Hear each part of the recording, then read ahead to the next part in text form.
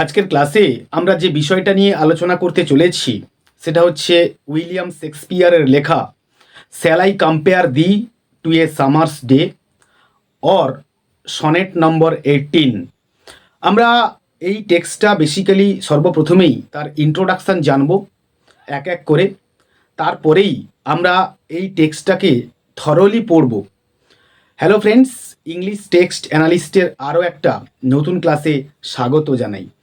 আমরা আজকে sonnet number 18 এই টেক্সটটা ইন্ট্রোডাকশান জানার পরেই আমরা সরাসরি টেক্সটে আসবো।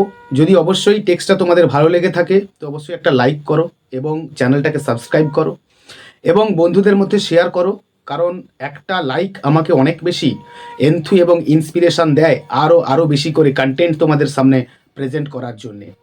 আমরা দেখে নেব ইন্ট্রোডাকশান কিংবা points to remember at a glance. Sonnet number 18, written in probably 1590s, printed in 1609 by Thomas Thorpe, dedicated to a certain Mr. W.H. Palgrave, entitles as to his love.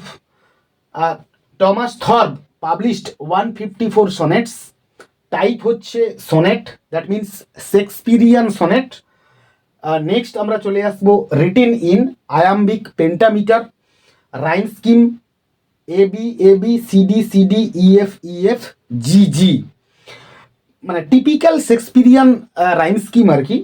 Next আমরা চলে আসবো what is lease. A lease is a contract by which somebody gets some rights from someone for a fixed period on payment of some rent. অর্থাৎ a lease মানে হচ্ছে একটি lease হলো, is a contract হলো একটি চুক্তি, by which যেটার দ্বারা সামবডি গেটস সাম রাইটস কোনো একক ব্যক্তি কোনো অধিকার পান, ফ্রম সামওয়ান কারোর কাছ থেকে, ফর এ ফিক্সড পিরিয়ড একটা নির্দিষ্ট সময়সীমা পর্যন্ত, অন পেমেন্ট মানে টাকা পয়সার বিনিময়ে বা কোনো কিছুর বিনিময়ে, অফ সাম রেন্ট ভাড়া হিসেবে আর কি। নেক্সট আমরা চলে আসবো দ্য ইমেজেস। ইমেজেস হচ্ছে ভিজুয়াল ইমেজ, আমরা এখানে দেখবো গোল্ড কমপ্লেক্সন, ট্যাকটাইল হচ্ছে winds, vivid sensory and transient image of nature বলতে এখানে পাচ্ছি বার্ডস অফ মে। নেক্সট আমরা চলে আসবো অডিটারি হচ্ছে ব্র্যাগ, থার্মাল হচ্ছে হট, আর কাইনেস্থেটিক হলো নেচারস চেঞ্জিং কোর্স। তো আমরা মোটামুটি এই টেক্সটের সম্বন্ধে একটা ইন্ট্রোডাকশান তথা হাইলাইটস তথা পয়েন্টস টু রিমেম্বার আমরা বেশ কিছু জানলাম। আমরা আরও বেশ কিছু পয়েন্টস টু রিমেম্বার কিংবা আমরা আরও বেশ কিছু ডেটা এই টেক্সটের সম্বন্ধে একটুখানি জেনে নেব। তবে তোমরা তার আগে যদি প্রয়োজন হয় তোমরা এখান থেকে একটা করে স্ক্রিনশট নিয়ে রাখতে পারো, যাতে করে তোমাদের পড়ার সময় কাজে লাগে কিংবা সুবিধে হয়। আমরা এর পরের আরও বেশ কিছু ডেটা একটুখানি লক্ষ্য করব, দেখো। তো নেক্সট আমরা চলে আসবো difference between Shakespearean sonnet and Petrarchan sonnet. আমরা মোটামুটি 3টা পয়েন্ট শর্ট আউট করেছি এখানে, একটুখানি লক্ষ্য করো। বাম দিকের রোতে আমরা নিয়েছি শেক্সপিরিয়ান সনেট আর ডান দিকের রোতে আমরা নিয়েছি পেট্রার্কান সনেট। আমরা নাম্বার 1-এ চলে আসবো যে শেক্সপিরিয়ান সনেট গ্লোরিফাইজ ম্যাসকিউলাইন বিউটি, মানে শেক্সপিরিয়ান সনেট গৌরবান্বিত করে যে কোনো পুরুষের সৌন্দর্যকে, আর পেট্রার্কান সনেট গ্লোরিফাইজ ফিমেল বিউটি, অর্থাৎ পেট্রার্কান সনেট যেটা কিনা নারীর সৌন্দর্যকে গৌরবান্বিত করে কিংবা প্রশংসা করে, ইজ অ্যান অ্যাডাল্টারি ফ্যাশন, একটা মানে প্রাপ্তবয়স্ক এরকম একটা উপায়ে কিংবা আবেগে। নেক্সট আমরা চলে আসবো নাম্বার 2-তে। শেক্সপিরিয়ান সনেটের রাইম স্কিমটা আমরা একটুখানি দেখে নেব। Rhyme scheme is AB CD EF আর একটা হচ্ছে জিটা হচ্ছে রাইমিং কাপলেট, আর এবি সিডি ইএফ হচ্ছে 3 কোয়াট্রেন। নেক্সট আমরা চলে আসবো নাম্বার 2-তে যে পেট্রার্কান সনেট, যেটা হচ্ছে তার রাইম স্কিমটা আমরা দেখে নেব। এবি বিএ এটা হচ্ছে অক্টেভ, আর সিডিই এটা হচ্ছে সেস্টেট। এই সেস্টেটটাকে আরও একরকমভাবে কবিরা লেখেন, সেটা হচ্ছে সিডি এই ফরম্যাটে। নেক্সট আমরা চলে আসবো নাম্বার 3-তে, 3 consecutive quatrain and a rhyming couplet, যেটা বললাম একটু আগে আর কি, যে তিনটে এক নাগাড়ে 3টে কনজিকিউটিভ কোয়াট্রেন মানে 4 লাইনের স্ট্যান্জা থাকবে, আর একটা হচ্ছে অ্যান্ড এ কাপলেট মানে 4 × 3 = 12 এবং লাস্টের 2 লাইন সমান 12 যুক্ত 2 সমান 14 লাইনের একটা কবিতা তৈরি হবে। আর এখানেও রয়েছে যে যেটা কিনা 14 লাইনের কবিতা হবে নাম্বার 3-তে, divided into octave and sestet, যেটা কিনা অক্টেভ মানে হচ্ছে অষ্টক অ্যান্ড সেস্টেট বা ষষ্ঠকে ভাগ করা হবে। নেক্সট আমরা একটুখানি দেখে নেব আরও বেশ কিছু পয়েন্টস। তো নেক্সট আমরা চলে আসবো theme, the immortalization of masculine beauty, অর্থাৎ পুরুষের সৌন্দর্যকে অমরত্ব করে যাওয়া থ্রু ভার্স, কবিতার মধ্য দিয়ে। Shakespeare borrowed the idea, Shakespeare এই ধারণাটাকে মানে গ্রহণ করেছিলেন, অফ ইমমর্টালাইজিং হিজ ফ্রেন্ডস মানে তার বন্ধুকে অমর করে যেতে বা শাশ্বত করে যেতে, ইন ডেথলেস ভার্স মানে মৃত্যুহীন কিংবা অমর এই কবিতায়, from the Italian and French sonneteers, ইটালীয় এবং ফ্রেঞ্চ যে সমস্ত চতুর্দশপদী কবিতা লেখকের থেকে, লাইক যেমন পেত্রার্ক অ্যান্ড রনসার্ড, পেত্রার্ক এবং রনসার্ডের। অর্থাৎ তিনি এই ধারণাটাকে গ্রহণ করেছিলেন, ইটালীয় যে মানে সনেটিয়ার রয়েছেন পেত্রার্ক এবং রনসার্ড, তাদের থেকে তিনি এই ধারণাটাকে গ্রহণ করেছিলেন। আমরা নেক্সট চলে আসবো eternal lines mean deathless poetry or immortal verse মানে অমর কবিতা অথবা শাশ্বত একটা কবিতা। দ্য পোয়েট সেজ দ্যাট, কবি এখানে বলেন যে his friend will live eternally, তার বন্ধু মানে শাশ্বতভাবে এখানে জীবিত থাকবে কিংবা অমর হয়ে থাকবে, ইন হিজ পোয়েট্রি তার কবিতার মধ্যে, হুইচ ইজ ইমমর্টাল যেটা কিনা হবে শাশ্বত কিংবা অমর। নেক্সট আমরা বেশ কিছু পয়েন্টস এখানে নোট ডাউন করেছি, যেগুলো আমাদের কবিতা পড়তে গেলে একটুখানি খটকা লাগতে পারে, সেগুলোকে আমরা আগেই রেডি করে ফেলেছি, একটুখানি লক্ষ্য করো। Thou refers to here the poet's unidentified friends, আমরা কিন্তু এখানে ক্লিয়ারলি জানি না যে কবি কিংবা শেক্সপিয়ার তার কোন বন্ধুর উদ্দেশ্যে এই কবিতাটা বেসিক্যালি লিখেছেন। সে কারণে আমরা বললাম যে আনআইডেন্টিফাইড ফ্রেন্ড মানে তার সেই বন্ধুকে আমরা এখনো চিনতে বা জানতে পারিনি সঠিকভাবে। নেক্সট আমরা চলে আসবো the poet's friend's lovely and temperate character is compare with summer days, গ্রীষ্মের দিনের সঙ্গে তার বন্ধুর সৌন্দর্য এবং প্রাণবন্ত বা প্রাণোচ্ছল এই চরিত্রকে তুলনা করা হয়েছে। নেক্সট আমরা চলে আসবো darling birds of May means, বলা হচ্ছে the blooming and fullness of beauty, প্রস্ফুটিত এবং সৌন্দর্যে ভরা কে বলা হচ্ছে ডার্লিং বার্ডস অফ মে দিয়ে বোঝানো হচ্ছে। নেক্সট আমরা চলে আসবো সামার হোল্ডস আ লিজ ওভার, নেচার হবে।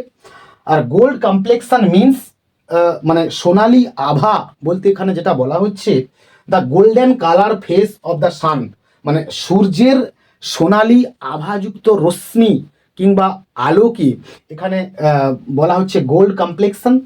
নেক্সট আমরা চলে আসবো fair refers to the thing of beauty and the abstract concept of beauty মানে সৌন্দর্যকে এবং অমূর্ত ধারণা সৌন্দর্যের সেটাকেই কিনা এখানে বলা হচ্ছে। আর আনট্রিমড মিনস বলতে বলা হচ্ছে ডেসপয়েলড অফ এক্সটার্নাল অর্নামেন্ট। নেক্সট আমরা একটুখানি চলে আসবো, দেখো যে এই কবিতার মধ্যে বেশ কিছু আমরা টার্ম পাবো যেগুলো আমাদের কাছে দুর্বোধ্য বলে মনে হয়, সেগুলোর আমরা একটুখানি ফুটনোট আমরা একটুখানি বা ওয়ার্ড নোটস আমরা একটুখানি দেখে নেব। নাম্বার 1-এ আমরা নিয়েছি ব্রেভিটি, এটা একটা নাউন মানে হচ্ছে সংক্ষিপ্ততা। নেক্সট হচ্ছে আনট্রিমড মানে হচ্ছে নট স্মুথড মানে হচ্ছে অমসৃণ। নেক্সট বলা হচ্ছে ট্রিম মানে হচ্ছে to set in an order, that means সুবিন্যস্ত করা বা সাজিয়ে রাখা।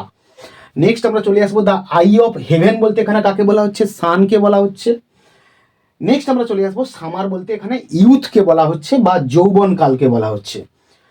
নেক্সট আমরা চলে আসবো লিটারারি ডিভাইসেস, আমরা মোটামুটি 3খানা লিটারারি ডিভাইসেস এখানে পাচ্ছি। দ্য আই অফ হেভেন বলতে বলা হচ্ছে পেরিফ্রেসিস কিংবা সার্কামলোকিউশন মানে ঘুরিয়ে বলা আর কি, 18th সেঞ্চুরি ধারণা আর কি। নেক্সট আমরা চলে আসবো সামার্স ডে বলতে এখানে মেটাফর নেওয়া হয়েছে, মানে an implied comparison is made between two different things or ideas. Next বলা হচ্ছে not shall death brag, personification এখানে হয়েছে। তোমরা যদি চাও রেটরিক কিংবা প্রসোডির উপরে মানে ধারণা নিতে, তাহলে অবশ্যই আমার চ্যানেলের প্লেলিস্টে গিয়ে তোমরা সার্চ করলে অবশ্যই পেয়ে যাবে, সেখানে বিশদভাবে ডেফিনেশান, ফিচার্স, এক্সাম্পল তার বাংলা করে সুন্দর করে বলা রয়েছে, তোমরা চাইলে দেখতে পারো, কোনো অসুবিধে নেই। নেক্সট আমরা এই যে টেক্সটটা যে থিমের উপর ভিত্তি করে লেখা হয়েছে, that means treatment of time and treatment of লাভ, এই থিওরিকে কেন্দ্র করে লেখা হয়েছে। তো সেই বিষয়টা কি আমরা একটুখানি ইন ডিটেল একটা ধারণা নেওয়ার চেষ্টা করব। এই treatment of time and treatment of love theory basically Shakespeare's sonnet number 18, 116 এবং 130 এই সনেটে দেখানো হয়েছে, কিংবা এই থিম এর উপর বেস করে লেখা হয়েছে। আমরা আজকের ক্লাসে মোটামুটি সনেট নম্বর 18টা নিয়ে আলোচনা করব। পরবর্তীকালে আমরা চেষ্টা করব 116 এবং 130 নিয়ে আলোচনা করতে। Shakespeare's sonnets are inspiring efforts to immortalize the glory of love in a mortal world, which is constantly threatened with the risks of time. He brings out the conflict between the invincible power of time and the unchanging devotion to love, and vindicates the power of art to stand against the blow of time. Shakespeare's sonnets are certainly philosophic and idealistic, but they are devoid of any undue metaphysical abstraction or speculation. There is indeed in his sonnets a distinct and highly impressive theme of the conflict between time and love. The poet's belief in the force of love against the wreakful seas of time is distinctly shown in the sonnets number 18, 116 and to some extent in 130. The vital theme of Shakespeare's sonnets is the threat of time on beauty, youth and love. While on the one hand, the poet celebrates the beauty and youth of his friend in many of these sonnets, and on the other hand, he is painfully aware of the fleeting time and the toll it takes on youth and beauty.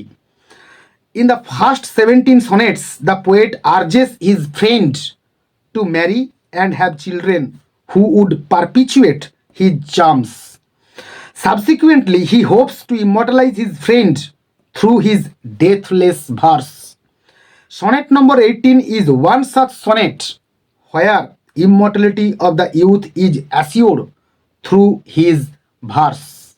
Sonnet number 18 is rhetorically divided into octave and sestet.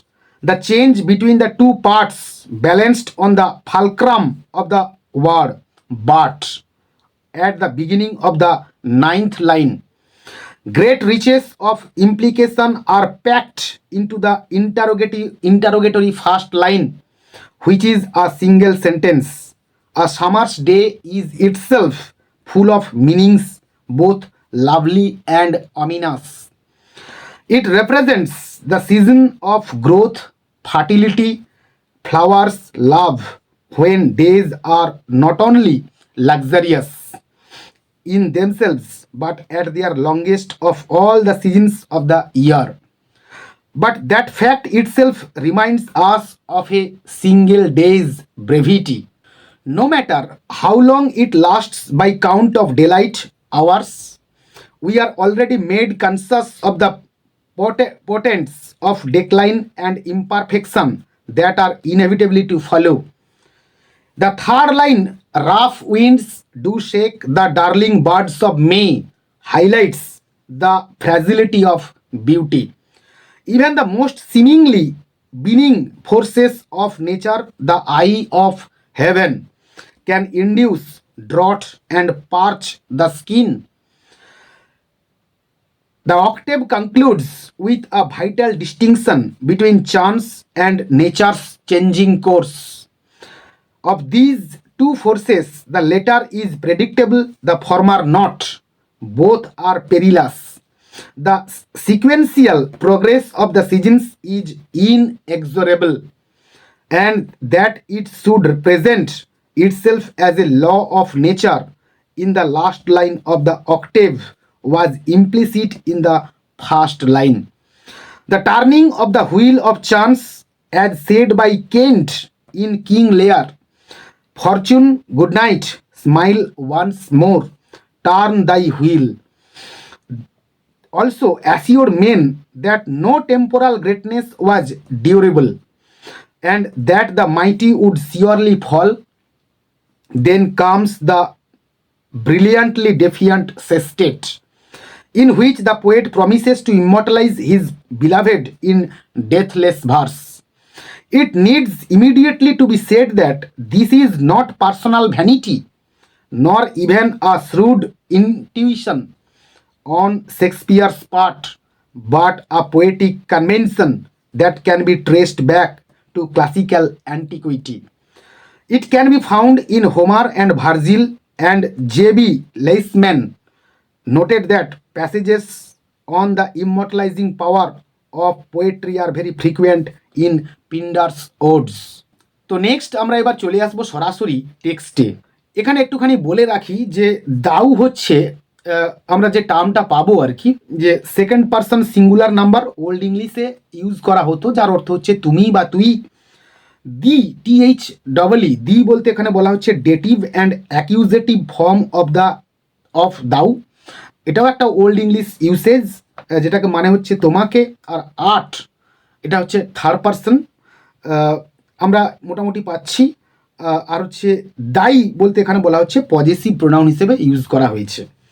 আমরা সরাসরি চলে আসবো টেক্সটে, যে shall I compare thee to a summer's day, মানে আমি কি তোমায় তুলনা করব গ্রীষ্মের কোনো এক দিনের সঙ্গে। Thou art more lovely and more temperate, তুমি যে বড়ই মধুর এবং বেশ মনোরম। Rough winds do shake the darling birds of May, খরখরে বাতাস সুন্দর কুঁড়িগুলোকে যেমন করে ঝরিয়ে দেয়। And summer's lease had all too short a date. তো আমরা এর মিনিংটা এরকমই নেব যে এবং গ্রীষ্মের এই মধুর আবেশ বড়ই স্বল্পস্থায়ী বা ক্ষণস্থায়ী। আমরা ফার্স্ট কোয়ার্ট্রেন কমপ্লিট করলাম। নেক্সট আমরা চলে আসবো sometime too hot the eye of heaven shines, কখনো কখনো সূর্য উজ্জ্বল রশ্মি বিকিরণ করে। And often is his gold complexion dimmed, এবং প্রায়ই তার সোনালি আভা হারিয়ে সে ম্লান হয়। And every fair from fair sometime declines, এবং সমস্ত সুন্দর বা সমস্ত সৌন্দর্য হারায় তার দীপ্তি কালের করাল সময়ে কিংবা কালের করাল আঘাতে। নেক্সট আমরা চলে আসবো by chance or nature's changing course untrimmed, অর্থাৎ হয়তো প্রকৃতি কিংবা ভাগ্যের এই অখণ্ডনীয় নিদান রয়েছে। আমরা সেকেন্ড কোয়ার্ট্রেনটা কমপ্লিট করলাম। আমরা থার্ড কোয়ার্ট্রেনে চলে আসবো। But thy eternal summer shall not fade, কিন্তু তোমার এই শাশ্বত কিংবা চিরন্তন যৌবন কখনোই ফ্যাকাশে হবে না কিংবা হারিয়ে যাবে না। Nor lose possession of that fair thou ow'st, ow'st মানে হচ্ছে পজেশন অর্থে আর কি, অধিকারে রাখা, দখলে রাখা। অর্থাৎ সম্পদ যা তোমার রয়েছে কিংবা আছে তা থাকবে অটুট, থাকবে জীবনভর। নর শ্যাল ডেথ ব্র্যাগ দাউ ওয়ান্ডারেস্ট ইন হিজ সেড, আর মৃত্যু কখনোই অহং বসে তোমাকে জয় করতে পারবে না কিংবা তার ছায়াতলে তোমাকে নিয়ে যেতে পারবে না। When in eternal lines to time thou grow'st, আর যখন শাশ্বত কিংবা চিরন্তন কবিতার লাইনে তুমি ঠাঁই পাবে, কিংবা তোমার জায়গা হবে, কিংবা তুমি বড় হয়ে উঠবে।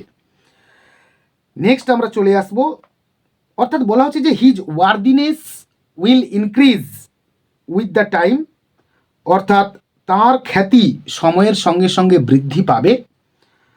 নেক্সট আমরা রাইমিং কাপলেটে চলে আসবো একদম। So long as men can breathe or eyes can see, আর ঠিক ততদিনই মানুষ তার শ্বাস ফেলবে এবং তার চোখ দিয়ে দেখবে বা চোখের তারায় সমস্ত কিছু দৃশ্যমান হবে। সো লং লিভস দিস, আর ততদিন তুমি বাঁচবে বা তুমি বাঁচবে আমার সৃষ্টিতে। And this gives life to thee, আর তুমি চিরন্তন হয়ে থাকবে বা জীবন্ত হয়ে থাকবে আমার সৃষ্টি সুধায়। আমরা মোটামুটি এই টেক্সটটা কমপ্লিট করলাম। এখানে বেশ কিছু কথা বলার রয়েছে। কমপ্লেক্সান বলতে এখানে স্বাভাবিক রং, বর্ণ কিংবা চেহারাকে বলা হচ্ছে, এটা বলা হয়নি। তো এই হচ্ছে টেক্সট। তো এর বেসিক্যালি যে থিম আমরা জেনেছি, আমরা আগেও আলোচনা করেছি, সেটা হচ্ছে some of the themes that he explores in his sonnets আর the ravages of time, the brevity of life and beauty, love and the timelessness of poetry that can capture beauty and love. আমরা sonnet number 18 class কিংবা shall I compare thee এই টেক্সটটা আজকে পড়লাম। আজকের class আমরা এখানেই শেষ করলাম। শেক্সপিয়ারের লেখা সনেট নম্বর 73, যা কিনা ইদানিং কিংবা রিসেন্টলি ক্লাস 12-এর 4th সেমিস্টারের সিলেবাসে অন্তর্ভুক্ত হয়েছে। তোমরা চাইলে সনেট নম্বর 73টাও একটুখানি দেখে নিতে পারো। সেখানে বেশ কিছু ইমেজেস, মেটাফর্স ইউজ করা হয়েছে এবং সুন্দর করে সেখানেও একটা টাইমের ব্যাপারকে উল্লেখ করা হয়েছে। মানে ফ্লিটিং অফ টাইম যে কতখানি মানে আমাদের জীবনে প্রভাব ফেলে সে বিষয়ে একটা ডিসকাশন সেখানে করা হয়েছে, কিংবা সেই মেসেজ তুলে ধরা হয়েছে সনেট নম্বর 73 এই কবিতার মধ্য দিয়ে। আজকের ক্লাস আমরা এখানেই শেষ করলাম। পরের ক্লাসে দেখা হচ্ছে আরও নতুন কোনো একটা টপিক নিয়ে। ততক্ষণ পর্যন্ত keep watching my channel, keep smiling and stay blessed.